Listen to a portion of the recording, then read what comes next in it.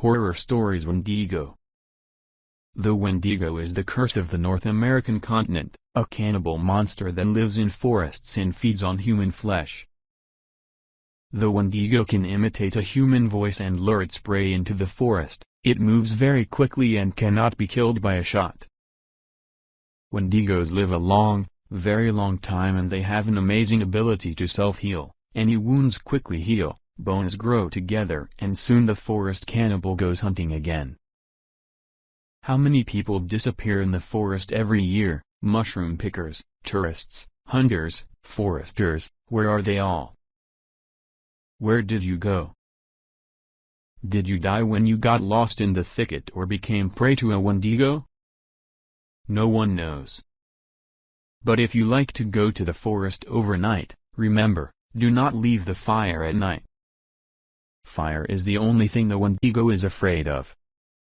The Ojibwe Indians, as well as the Algonquins, Dakotas and Eskimos of Alaska, can tell you a legend about an evil cannibal spirit that lives in the forests and in the north. In their stories, this is not just a cannibal, but the embodiment of hunger itself, which is capable of turning entire tribes of people into gatherings of cannibals devouring each other with one touch or even simple presence. This is the Wendigo, which is said to be found today in the forests and mountains of the northern United States and Canada. The Indians still associate the disappearance of their hunters and ordinary people of the forest states with the gluttony of the Wendigo. Indian legends recorded by missionaries and explorers as early as the 17th century. The Wendigo is described as a werewolf or a cannibalistic devil. And there is some truth in this. The Indians themselves claim that the Wendigo spirit inhabits anyone who has at least once tasted human meat. But the Indian tribes starved more than once, really starved, and then it was difficult to resist saving one's life at any cost, for example, in a moment of extreme hunger, eating one's fellow tribesmen. Legends about the appearance of the Wendigo. The Indians themselves, speaking about the appearance of the Wendigo, admit that there are several versions. The first of them has nothing to do with cannibalism, it is rather about self-sacrifice. When the native tribe is pursued by enemies and the family is in mortal danger, the best warrior of the tribe voluntarily agrees to a terrible sacrifice. He gives his soul to the spirits of the forest. Having turned into a terrible monster, he helps the tribe win, but then, when the threat is eliminated, the monster warrior cannot become human again. His sacrifice is accepted, and he goes into the forest forever, where he finally turns into a Wendigo, and his native tribe begins to hunt him. After all, a Wendigo is a mortal danger to people. There is another opinion. They say that a Wendigo becomes a shaman who is overly keen on black magic. And, although they claim that shamans know how to be Wendigos without becoming cannibals, nothing is known for sure about this. But here is another version. No worse or better than others, an ordinary person can also become a Wendigo, of his own free will. You need to start with fasting. How long can you go without food? A day, 2? A week? When hunger becomes unbearable, it's time to go to the forest. The Wendigo will find you, don't even doubt it. Most likely, he uses the volunteer as food for the winter. But maybe, why not? We'll make a Wendigo out of you. After a meal of human flesh, the volunteer's body will gradually become covered with hair, claws will grow, his eyes will learn to see in the dark, and raw human meat will become the most desired food. And finally, the last, most likely version is cannibalism. Winters in the north can be harsh. North American Indian tribes were often cut off from the rest of the world for months at a time. And when the food ran out, and spring was still far away, one simple question arose: how to survive? There were cases when a person ate his family or neighbors, but the retribution was terrible. Gradually such a cannibal became a Wendigo. But not only Indians turned into Wendigos. hunters, gold miners, travelers, settlers, seekers of a better life, vagabonds, everyone who poured into the North American continent at that time. Many of them had no idea how fierce, merciless and hungry the local winter could be.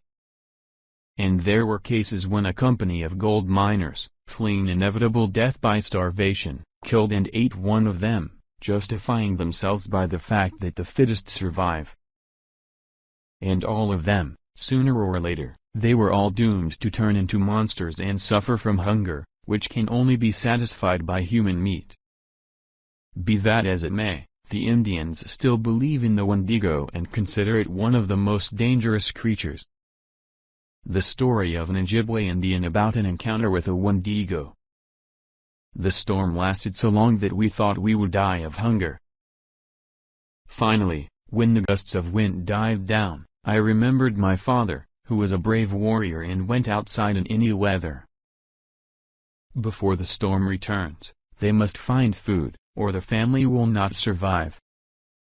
Taking a spear and a knife, he went to the area, usually most of all, dotted with animal tracks. I'm standing, studying the signs in the snow. But the shimmering layer of ice and snow gave no sign of the presence of prey. In such bad weather, every intelligent creature was within its hole and slept. Not me. Knowing the desperate hunger the family was experiencing, I continued the hunt. As I moved through the eerie silence, broken only by weak gusts of wind, I clearly heard a strange noise, a hiss. It came from everywhere and nowhere at the same time. He stopped, his heart pounding wildly. When I saw the blood-soaked tracks in front of me, I pulled out a knife, instantly realizing that a Wendigo was watching me somewhere nearby. I knew about the Wendigo when I sat on my father's lap. From his stories it followed that it was a large creature, tall as a tree, with a lipless mouth and a palisade of sharp teeth. Its breathing was accompanied by strange sounds like hissing, its tracks were full of blood, and this beast ate any man, woman or child who dared to enter its territory. And one could consider themselves lucky. Sometimes the Wendigo wanted to possess a person and, instead of killing him, he made the unfortunate person also become a Wendigo and hunt down those he once loved and devour their flesh. The warrior knows that he has only one chance to defeat the Wendigo. If it doesn't work out, then death. Or.